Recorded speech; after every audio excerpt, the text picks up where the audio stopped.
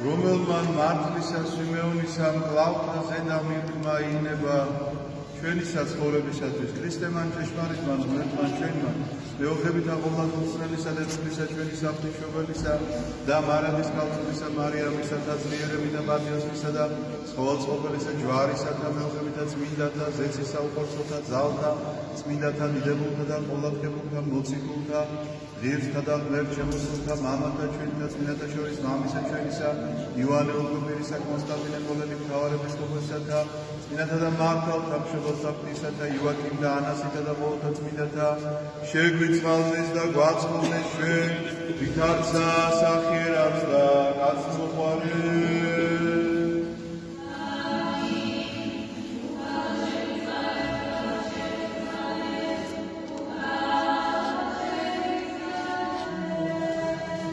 სახელითა მამისათა და ძისათა და წმინდისა სულისათა ჩვენთან არს ღმერთი არსა იყოს ყველას გილოცავთ დღევანდელ დღეს რამოდას მადლ ღმერთმა მრავალ საგასწრო თქვენ და სრულიად საქართველო ამინ ამენ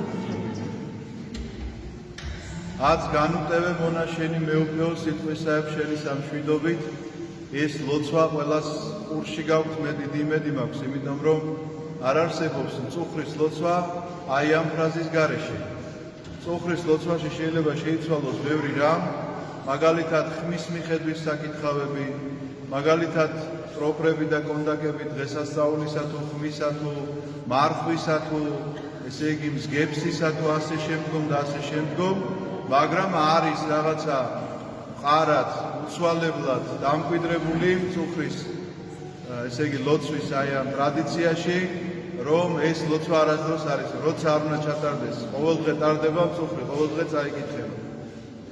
აც განუტევე მონაშენი მეუფეო, რომელიც სიტყვების თქვენ იმედია რომ გაშინაარსებული გაქვთ და დღეს სწორედ ეს დღევანდელი დღე გახლავთ. დღეს არის დღე, როდესაც შეიძლება დავარქვათ თამამად ამას ჩვენი შეხვედრა არის ღმერთთან. და აი ამ შეხვედრისთვის რომ გამზადებს შემწუხრი ყოველთვის ამ ლოცვით გახსენებს ამას. წუხრის მსახურება სხვა მეტი კი არაფერია. წუხრი არის ახალი დღის დასაწყისი. აი საღამოთი, რასაც ლოცულობ ჩვენ ეხლა კალენდრულად ასე ვითვლით ხოლმე 12 საათიდან 12 საათამდე ზომავთ დღეებს, მაგრამ სინამდვილეში საეკლესიო ესე იგი ტიპიკონის მიხედვით ახალი დღის დასაწყისი გახლავთ მშვიდობ. რა არის ახალი დღე? ახალი დღე ყო სიმბოლურად ახალ აღთქმას ნიშნავს. იმ სიახლეს ნიშნავს, რომელიც ქრისტემ თავისი გამოხსნით შემოიტანა ჩვენში. ამიტომაც ახალ დღეს ვიწყებთ ყოველდღიურად, ანუ როცა მოსაღამოვდება, იქედან ვიწყებთ ჩვენ ამ ახალ დღეს და აი ამ ახალი დღის დასაწყისის აღსანიშნავად იგალობება ხოლმე ეს საგალობელი, რომელიც ტექსტიც ასე ჟღერსო, მათ განუტევე მონაშენი მეუფეო, რაც უნდა გახსენებდეს იმას, რომ ჩვენ ვემზადებით ქრისტესთან შესაგებებლად. ისევე როგორც დღევანდელი დღესასწაული, მირქმის დღესასწაულს საფუძველი საიდან აქვს? სახარებიდან ბუნებრივია. ეს რაღაც არ არის იმაზე გარდამოცემაზე და თუმცა კი ჩვენ ბევრი დღესასწაული გვაქვს, რომელიც გარდამოცემაზეა დაყრდნობილი და ამის მიხედვით შეგვიძლია ვიმსჯელოთ. მაგალითად, ყოვლადწმინდა ღვთისმშობლის მიძინება სახარებაში კი არ წერია მირქმის შესახებ. თუ როგორ ესე იგი ჯული ვინც დაწერა, ვინ იყო იცით ვინც დაწერა ძველი აღთქმის ჯული? მოსე წინასწარმეტყვი. და ვინ კარნახობდა მას ამ ჯულს? ღმერთი. ეხლა წარმოიდგინეთ, ღმერთმა რომელმაც მოსეს უკარნახა ჯული, თვითონვე ამ ჯულს დაემორჩილა. არანაირად კი არ სჭირდებოდა მას ეს ყველაფერი, მაგრამ წესი იყო ასეთი უკარნახა, რომ როდესაც დაიბადებოდა ყმაწვილი, აუცილებლად უნდა ყოფილიყო მერვე დღეს მისი წინადაცვეთა, რაც აღასრულა მაცხოვარმა და მე-40 დღეს უნდა ყოფილიყო მისი ტაძრად მიყვანება. იმიტომ რომ ყოველი პირველშობილი წული, ანუ ძე, ეგვიპტეში მომწყდარი პირველშობილი აი ამ ძეების სანაცვლოდ ღმერთს ეკუთვნოდა. ასეთი იყო აღთქმა, რომ ეგვიპტეში მოხდა ასეთი სასწაული, ყველას უფროსი ძე გარდაეცვალა. და ამის შემდგომ ებრაელებს დაედო დახმა, რომ პირველი ძე აუცილებლად უნდა ყოფილიყო ტაძარში ტაძრისთვის შეწირული, შეწირვა იმას აღნიშნავდა, რომ მიიყვანდნენ იქ და დატოვებდნენ და აღარ პატრონობდნენ. არა, გამოსასყიდი მიქონდათ მისთვის, შესაწირავი მიქონდათ მისთვის, რომ უფროსი ძე შეეძინათ და ცოცხალია და ჯანმრთელია. ეს ტრადიცია იყო, მაგრამ ეს ჯულით იყო განსაზღვრული და ეს ჯული, რომელიც მაცხოვარს არანაირად არ ჭირდებოდა, ემორჩილებოდა ამას ყოველივეს და რა თქმა უნდა თავის ამ შემთხვევაში იოსებთან და მარიამთან ერთად ის მათ მიყავთ უпростоრად მაცხოვარი განკაცებული 40 დღის მაცხოვარი ტაძარში, სადაც მას შეეგებება სვიმეონ ღვთის მიმრქმელი, იყო ესეთი წინასწარმეტყველი კაცი, რომლის შესახებაც წერია, რომ საინტერესო რომ წერია სხვათა შორის, რომ სული წმინდა იყო მის ზედაო. ახალი აღთქმის წმინდანებზე წერია, რომ სული წმინდა ჰქონდათო. ანუ შიგნით იყო უკვე სული წმინდა, იმიტომ რომ ქრისტეს განკაცებამდე, სანამ არ მოხდა მისი აღდგომა, თვეთა გამოხსნა, სანამ არ მოხდა მართლა სული წმინდის მოფენა, შეუძლებელი იყო რომ ეს ასე ყოფილიყო და ამიტომ სული წმინდა იყო მასზე და შეიძლება სული წმინდის კარნახით დადიოდა, მაგრამ შიგნით არ ჰქონდა ადგილი ჯერჯერობით სული წმინდას, იმიტომ რომ ადამიანი არ იყო ამ დაცემულობისგან გამოხსნილი. ამიტომაც ეს ადამიანი, რომელიც წმინდანია, რომლის შესახებაც არსებობს გარდამოცემი, რომ ის ერთი იმათგანია, რომელიც მონაწილეობას ღებულობდა ბიბლიის თარგმნაში ებრაულიდან ბერძნულად, თუმცა კი დღეს ამას ძალიან ბევრი ოპონენტი გამოუჩნდა და ამას წინათ წავიკითხე რაღაც სოციალურ ქსელში, რომ თითქოს ეს ამბავი ასე არ ყოფილა, მაგრამ რა მნიშვნელობა აქვს ამას? გარდამოცემა არსებობს. არის ძალიან გეტყვით ამის შესახებაც, იქნება თქვენ წააწყდეთ და რომ იცოდეთ რაზეა საუბარი. რომ ჩვენს წელთაღრიცხვამდე მესამე საუკუნეში ფილოდეოს პტოლემეოსი იყო ასეთი კაცი, რომელმაც გადაწყვიტა, რომ გაეკეთებინა დიდი ბიბლიოთეკა ალექსანდრიაში, ეს ბიბლიოთეკა დღესაც არსებობს და ამ ბიბლიოთეკაში უნდა ყოფილიყო ყველა წიგნი, რაც მსოფლიოშია და ებრაელებზე რომ გაიგო, რომ ჰქონდათ რაღაცა წიგნი, გაგზავნა მათთან მოციქულები და უთხრა, რომ იქნებ თარგმნოთ ეს წიგნი. ებრაელებმა შეკრიბეს 72 კაცი, ანუ 12 ძმისგან არიან მთელი ებრაელიერი მოგეხსენებათ, თითო ტომიდან 6 კაცი გაგზავნეს და მათ დაიწყეს თარგმნა. ეხლა ოპონენტები ასეთ რამეს ამბობენ, რომ ამ 72-მა სინამდვილეში თარგმნა მხოლოდ მოსეს 5 წიგნეული, სხვა და ფსალმუნებიო, სხვა მეტი არაფერი არ თარგმნია. მაგრამ ის ავიწყდებათ, რომ ამ 72-მა ეს კი თარგმნა, მაგრამ თარგმნა კი არ გაჩერებულა. ამის მერეც გრძელდებოდა თარგმანები. ამიტომაც ვერაფრითო სვიმეონი ვერ იქნებოდა იქ. თარგმანები გრძელდებოდა ამის მერეც. და ნიკიტა სტიფატი არის ასეთი ისტორიკოსი, რომელიც მე-12 საუკუნეში ვიღაცის მოთხრობილ და ზღაპარს კი არ ამბობს, საეკლესიო გარდამოცემაზე დაყრდნობით ამბობს ამას. ახლა ამას ყველაფერს წყალი გადაუსვეს, არაო ეს მოგონილი, რა არის მოგონილი? ისტორიკოსი წერს, რომელსაც მთელი მსოფლიო ეყრდნობოდა, ეხლა მოგონილი როგორ არის? ზღაპრებს წერდა? წერს ასეთ რამეს, რომ როდესაც სვიმეონი მართალი თარგმნიდა ისაიას ტექსტს, სადაც წერია, აჰა ესე რა ქალწული მიუდგეს და შობს, გაუკვირდაო ქალწული როგორ შობსო და ამიტომო შესწორება მოინდომაო, რომ ჩაეწერა იქ ქალი და ანგელოზმა ხელი გაუჩერა და უთხრაო, რომ სანამ არ მოესწრები ქალწულისაგან შობილს, იქამდე იცოცხლები. ეხლა ოპონენტების აზრი რა არის გეტყვით? სიტყვა ქალწული ისაიასთან გამოყენებულია როგორც ალმა, ებრაული სიტყვა ალმა, რაც ნიშნავს ახალგაზრდა ყმაწვილ ქალს. და ქალწულის აღნიშნული სიტყვაო არისო ბეთულ, იმიტომ რომ ასე წერია რებეკას შესახებო, ის არისო ებრაულად ბეთულ, რომელთანაც მამაკაცი არ წოლილა. მართალია ეს ასე არის, მაგრამ ებრაული რომ არ იცის კაცმა და ამაზე რომ ლაპარაკობს, ამაზე რომ მსჯელობს და დიდ სტატიას რო გააშანშალებს ყველას დასაკითხად, უნდა გაეგო ალმას არ შემთხვევაში იყენებდნენ. ალმა, ანუ ბეთულ მართლა ქალწულია, რომელთანაც კაცი არ წოლილა, მაგრამ იცით როგორი ქალწულია, რომელიც გარე-გარეთ დადის და მუშაობს, იმიტომ რომ რებეკას სად შეხვდება, იცი ეს კაცი, სადაც ანგელოზი ეძღვისო, ის არისო, გამოცხადებითად მიხვდება, რომ ეს არის ის, ვისთვისაც ჩამოვიდა, ისააკისთვის ცოლი უნდა წაიყვანოს. ის გარეთ დადის, წყემსობს კიდეც თავისი მამის იმაში, რა ქვია, ფარაში და კიდეც მუშაობს და ანუ საზოგადოებასთან შეხება აქვს. ასეთ ქალწულს ნიშნავს ბეთულ, რომელსაც მამაკაცი არ მიკარებია. მაგრამ ალმა იცით რას ნიშნავს?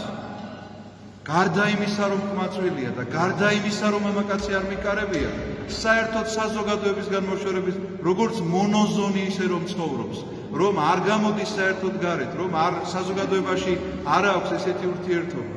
არ იციან ეს ამ ადამიანებმა და ვისაც რა მოეპრიანება ეხლა დაწერთ, ესე იგი ვკითხულობდით, ან ფიქრობდი ეხლა, აი როგორ უნდა აუხსნა ეხლა, ვინც წაიკითხა ეხლა ვისი და ვინც არ იცის ეს ისტორია, როგორ უნდა გააგებინო, რომ ეს ყველაფერი ზღაპარი არ არის. ან ებრაული ენა უნდა იცოდე ამას რომ წერ, ან ის ისტორიული ცნობები უნდა იცოდე, რომ იმიტომ რომ ამაზე უამრავი ადამიანი ლაპარაკობს, სვიმეონს ვერ შეხვდებოდა ეს და ალმაზე არ დაეჭდებოდა. ვიცით რა წერია იქ? ეს გახლავთ თუ და გაინტერესებთ რომ იცოდეთ. ისაიას მე-7 თავის მე-14 მუხლე. აჰა ესე რა ის იყოს ნიშად თქვენდა. აჰა კაცული მიუდგეს და რას ნიშნავს ნიშა? სასწაულად იყოს თქვენდაო. ქალმა რომ შვას ეს რა სასწაულია? ქალებს მეტი რა ევალება და შობენ და შვილებს აჩენენ. გასაკვირი ამაში რა არის? სასწაულად იყოს თქვენდა რომ ქალწული მიუდგეს, ამას კითხულობდა ახლა სვიმეონი და ვერ მიხვდა თურმე რაზე იყო ლაპარაკი? რომ ქალწულზე იყო ლაპარაკი? არაო, ქალწული იქ არ წერიაო და სვიმონთან ეს ისტორია საერთოდ არ იქნება დაკავშირებული, იმიტომ რომ ქალწულიო რომ არ წერიაო, სვიმონს არ მოუნდებოდაო იმ ტექსტის გადაკეთება. წერია პირდაპირ რომ სასწაული იყოს თქვენთვის, რომ ქალწული შობს. მეტი რაღა უნდა ეწეროს კაცო. შეიძლება ასე სექტანტივით ერთ წინადადება ჩაეჭიდო და დაარღვიო მთელი საეკლესიო ტრადიცია და თქვა რომ არა ბატონო სვიმეონის ეს ამბავი ის არის ზღაპარი. ნუ საეკლესიო რაღაც არ არის ეს ჩვენი მეთოდი მინდა გითხრათ. არ არის მართლმადიდებლური მიდგომა არ არის რომ ასე ხატი რაღაცი გადაუსვა და გამოაჩენო ეს შენი ვითომ ცოდნა ბჭყალებში ხლა, იმიტომ რომ გამოდის რომ არც ებრაული წესიერად არც ის ისტორიული ცნობები იცი, იმიტომ რომ ამის შესახებ წერს ვასილი დიდი თუ დაინტერესდება ეხლა ვიზეც ლაპარაკობ შეიძლება შემომეხმიანოს და მივაწოდებ ამას ცნობებს და ამის შესახებ წერს ნეტარი იერონიმი. ნუ ეხლა სხვას ვის დავეყო კარგით, ეს მამაკაცი ცოტა იმიტომ რომ აბრაზებს ხოლმე ის რო არ იციან და რაღაცას ასე წერენ. და სვიმეონი გახლავთ ეს კაცი, რომელიც ამ თარგმანებში ღებულობ, ეხლა 72-დაგანი იყო თუ არა, შეიძლება ეჭვი შეიტანოს მართლა ვიღაცა, მაგრამ მე არ შემაქვს ამაში ეჭვი. თუმცა კი ვიღაცა შეიძლება არ ჯეროდეს ამისა, მაგრამ წიგნების თარგმანები გრძელდებოდა ჩემოწვიფასებით. არ დამთავრებულა იმ 72-მა 5 წიგნი თარგმნა დაიშალნენ, არა, გაგრძელდა ეს თარგმანები მთელი საუკუნეების განმავლობაში. და რა გასაკვირია რომ შეხვედროდა სვიმეონს ეს საკითხავი და მართლაც მომხდარიყო ესეთი რა. იმიტომ რომ ფაქტია რომ ის ელოდება ამ მესიას და მხსნელს. ის ტაძართან ახლოს ცხოვრობს და სულიწმინდა იყო, მასთან ნიშნავს იმას რომ სულიწმინდისაგან განეცხადა მას რომ უნდა ეხლა მოხდეს ეს შეხვედრა და მართლაც შემოვლენ თუ არა ის იცნობს რომელია, როგორ ფიქრობთ ახლა იმ დღეს ტაძარში მხოლოდ ღვთისმშობელი მარიამი და იესო შევიდნენ? სხვა უამრავი შევიდოდა, დარწმუნებული ვარ, იმიტომ რომ ყოველდღიურად აღესრულებოდა მსხვერპლშეწირვა და მორიგეობა მიმდინარეობდა, რომელი ესე იგი ოჯახი ამ დღეს აღასრულებს და იქ არ იქნებოდა ერთი და ორი ადამიანი, ძალიან დიდი სიმრავლე იქნებოდა. მაგრამ მიდის მათთან, იმიტომ რომ სულიწმიდით არის ეს ყველაფერი ნაკარნახები. აიყვანს ამ ჩვილს და ეუბნება რომ აც განუტევე მონაშენი მეუფეო სიტყვისაებ შენი სამშვიდობო. რამე თუ იხილეს თვალთა ჩემთა მაცხოვარება შენი. ანუ შენი აი მოსვლა, განხორციელება, მაცხოვარება იხილა ჩემმა თვალებმა და დრო არის უკვე რომ მე აი ამ ქვეყნიურ სიცოცხლეს დავემშვიდობ. აი ეს სიტყვები ამაში ყოველივეში და მინდა გითხრათ რომ ეს ნამდვილად შეხვედრის დღე არის ქრისტე მაცხოვართან, ეს ნამდვილად ის დღე არის, როდესაც ჩვენ ყოველ წუხზე ამისთვის ვემზადებით და ყოველ წირვაზე ჩვენ ასე ვეგებებით ქრისტეს. ის ჩვენთან ასე მოდის, ასე ფიზიკური სიახლოვით მოდის. განა მარტო ისო რაღაცა სულიერად ლაპარაკობ, ფიზიკურად მოდის ზიარების სახით. ისევე როგორც სვიმეონ ღვთისმირქმელმა ხელში აიყვანა ჩვილი, ასევე სამღვდელოება ხელში ეძლევა ქრისტეს სისხლი და ხორცი, რომლითაც თვითონაც ეზიარება და თქვენც გაზიარებთ. აი ეს არის ეს შეხვედრის დღე, ეს არის ამ მირქმის, აი ამ ჩახუტების, აი ამ სიყვარულის დღე არის მინდა გითხრათ. თუმცა კი ყველა დღესასწაულის რაღაცით ჩანაცვლებას ცდილობენ. აი დააკვირდით თუ არა. თითქოს შობაზე მეტად, ესე იგი ახალი წლით ცდილობენ გაახარონ ადამიანები თითქოს იქ წყალკურთხევის დღე როცა არის, სინამდვილეში სამების გამოცხადების დღეა და სამების გამოცხადება არავის არ ახსოვს, თავარია წყალი უნდა წაიღოს, რაღაც ამაზე გადაერთვება ადამიანის გონება. მირქმის დღესასწაულსაც სწორედ ასეთი ბრძოლა აქვს. მირქმის დღესასწაულის ჩანაცვლებას ცდილობენ გუშინდელი ვალენტინო. წმინდა ვალენტინი მართლა არსებობს. ოღონდ ვალენტინის დროს ჯვრისწერის ეს არ არსებობდა. ასეთი ფორმა, როგორცაც ახლა ჩუმათო ჯვარცერ და ნუ დაუჯერებთ ხოლმე ამ ზღაპრებს. გახსოვთ პავლე მოციქულის ეპისტოლე რო წაგით. ესე იგი დედაბრულ ზღაპრებს ნუ დაუჯერებთ და ნუ აყვებით რა. არის წმინდა ვალენტინი, რომელიც მოწამეთ არის შერაცხილი და ჩვენ მას პატივს მივაგებთ როგორც წმინდას. მაგრამ ჩუმად ვიღაცა ჯვარცერ და როგორ დაწერდა ჯვარს ამ დროს არ არსებობდა ასეთი ფორმა ჯვრისწერისა, როგორც ჩვენ დღეს გვაქვს. ქორწინების როგორი სახე იყო, იცით, როცა მშობლების თანხმობა იყო და ეკლესიაში მოვიდოდნენ, დამთავარი გადასახავდა ჯვარს და ეუბნებოდა წოლქმარი ხართ, მიდიოდნენ და იყვნენ წოლქმარი. და რაღაცა ლოცვა არსებობდა შეიძლება, რომელსაც წაუკითხავდნენ. ამან ფორმაცია მერე განიცადა ასე ნელ-ნელა თანდათან. ვალენტინის დროს ეს არ იყო, ჩემო ბატონო, დევნა იყო. ჯვრისწერა კი არა და ვის რომელიმაში გამოქვაბულში შეეფარებინა თავი ქრისტიანი რო ვარო, რო გეთქვა ესა, სიკვდილი იყო ამაზე. ვინ დაგწერდა ჯვარს? რანაირად დაგწერდა? ამიტომ დედაბრულ ზღაპრებს უნდა დავანებოთ თავი და გავითვალისწინოთ რა, რომ სინამდვილეში ვისაც სიყვარულის დღეო სიყვარული და ლტოლვა და ვნება ერთმანეთში არ უნდა აურიოს ადამიანს. თუ ვინმეს უნდა რომ ჩაანაცვლოს დღევანდელი დღესასწაული, ვერ ჩაანაცვლებს, იმიტომ რომ მართლმადიდებლური გაგებით თუ შეიძლება ამას ეწოდოს დღესასწაული, ეს არის სწორედ ოჯახის დღესასწაული. როდესაც ოჯახი ტაძარში მივიდა და თავიანთი ჩვილი მიიყვანა. და იქ მოხდა ესეთი სასწაული. შეხვედრა ქრისტესთან, მართლისას ვიმეონის. ასეთი უნდა იყოს ოჯახი, ასეთი უნდა იყოს სიყვარული და ასეთი უნდა იყოს თავდადება. როგორია ეს თავდადება? იოსები როგორც თავდადებულია თავისი ცოლი მარიამისთვის, რომ მიუხედავად ასაკისა ეგვიპტეში მიყვება, იცის რომ დაევალა ეს მას ღმერთისგან.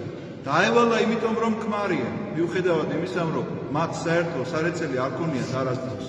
მაგრამ ქმარია, თავია ოჯახისა. ეგვიპტეშიც წაყვა, უკანაც გამოყვა და ყველაფერი გააკეთა რაც გასაკეთებელია. ყოვლადწმინდა ღვთისმშობელი მარიამი, მისი მოთმინება ნახეთ, მისი უმანკოება ნახეთ, მისი წესიერება ნახეთ, რომელსაც დღევანდელ დღეს ამ დღეს უწინასწარ მეტყველებენ, მაგრამ შენ სულში 7 მახვილი გაივლეს. ეს არის 7 მწარე მახვილი, იმიტომ რომ დაწყებული მისი ესე იგი ქრისტეს მოღვაწეობიდან, როგორ შეიძლებოდა მას 7-ად დაეძინა ბალიშზე, როცა იცოდა რომ ხან ქვიჩაქოლოს უპირებდნენ, ხან მთიდან გადმოგდებას უპირებდნენ, ხან კოცონზე დაწვას უპირებდნენ და ხან კიდევ რას და საბოლოოდ ჯვარზე გააგრეს და ამის ყველაფრის შემსწრე თვითონი. მაგრამ ნახეთ მისი მოთმინება, ნახეთ მისი დამორჩილება საღვთო ნებისადმი. ეს არის ნამდვილი ოჯახი. აი ამ სიყვარულზეა ლაპარაკი. თუ ვინმე საღვთო სიყვარული და საღვთო მოშურნეობა ადარდებს, აი ამაზეა ლაპარაკი და ნურავინო ჩაგვინაცვლებს ამას რაღაცა მოგონილი იმით, რომ თურმე ყვავილები თუ არაჩუქი ამ დღეს იმას შეყვარებულს ცუდი რამე დაგემართება. და მირქმას არ არის ამ დროს. მირქმის დღესასწაული და ოჯახის დღესასწაული ვის ახსოვს ამ დროს? აი ასე ხდება რაღაცების გაუყურმართება, ასე ხდება რაღაცების გადაკეთება. რომ დაკნინდეს ის მთავარი არ დაინახოს ადამიანმა, რომ რაღაცა რიდე ჩამოაფარონ სახეზე და უთხრან რომ წაუკურთხევაზე რომ მიდიხარ, განცხადებაზე ნუ კი იფიქრებ, ამას შენი გონება ვერ მიწდება, წყალზე იფიქრე. შობის დროს ახალ წელზე. იმიტომ რომ იქ კოჭი გაძვირდა. იქ რაღაცა დღესასწაულს კიდე რაღაცას ეს სხვა ჩაანაცვლებს. და აღარ მორჩა ეს დედაბრული ზღაპრები, აღარ მორჩა ვიღაცის მიერ, ესე იგი ინიციატივები რომ გამოხდებიან და აუ ეს ასე ყოფილა და თურმე ასე არ ყოფილა და იცით რა, ვისაც ადარდებს ეკლესია და ვისაც აწუხებს ეკლესია, მან უნდა მოусმინოს ეკლესიის ხმას. მან უნდა მოусმინოს წმინდა წერილს, რომ ნამდვილი შეხვედრა ქრისტესთან იყოს მისთვის უშიშრად სათქმელი სიტყვები. აც განუტევე მონა შენი მეუფეო სიტყვისაებ შენისა მშვიდობით. ამინ. გალოცვილი და გახარებული გამწვევი. თქვენთან ერთად